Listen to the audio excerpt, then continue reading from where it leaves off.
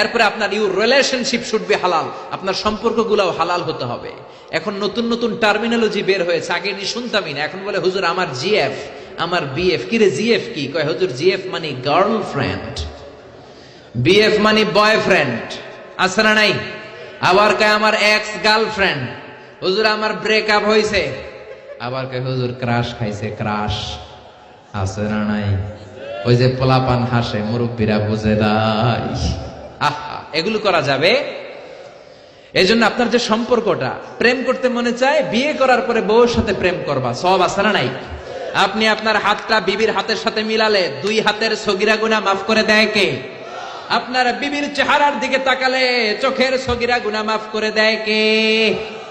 তুমি সুন্দর তাই চেয়ে থাকি, সে কি মোর অপরাধ?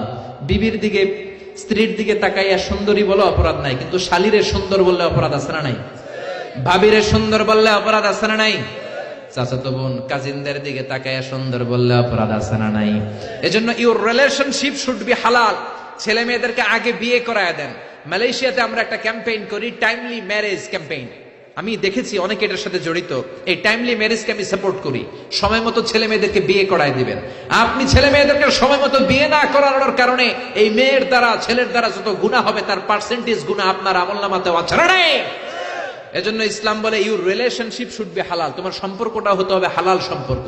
বিবাহ বহির্ভূত ইল্লিগাল ম্যারেজ সিস্টেমে কোনো সম্পর্ক ইসলামে জায়েজ নাই, হারাম। চিল্লা এখন ঠিক কিনা?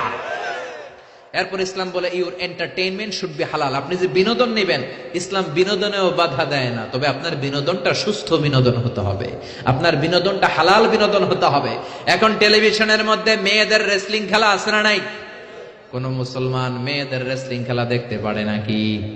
আবার ক্রিকেট খেলার মাঝখানে ছক্কা মারলে চিয়ার গার্লসরা দুম্মা চলে দুম বলে নাচানাচি শুরু করে, আছে না নাই? যেই খেলার মাঝখানে ছক্কা মারলে উলঙ্গ মেয়েরা নাচে, ওই খেলাও মুসলমানরা দেখতে পারে না। চিল্লা এখন ঠিক কিনা? এই জন্য আমাদের কালচার হবে ইউনিক। হারাম কোন ধরনের বিনোদন মুসলমান গ্রহণ করতে পারে না। মুসলমান গ্রহণ করবে হালাল বিনোদন। তার মানে ইউর ফুড শুড বি হালাল, ইউর ড্রিঙ্ক শুড বি হালাল, ইউর ইনকাম শুড বি হালাল, ইউর রিলেশনশিপ শুড বি হালাল, ইউর এন্টারটেইনমেন্ট, আপনার বিনোদন শুড বি হালাল। আমাদের পুরো জীবনের অঙ্গনটারে হালাল দিয়ে সাজাইতে হবে। রাজি আছে মুসলমান? কে কে রাজি? তো হাত উঁচু করে আমরা আল্লাহর দেখাই।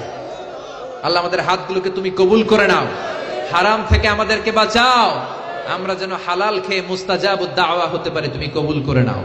আল্লাহ আমাদের সবাইকে কথাগুলো বুঝার ও আমল করার তৌফিক দান করুন।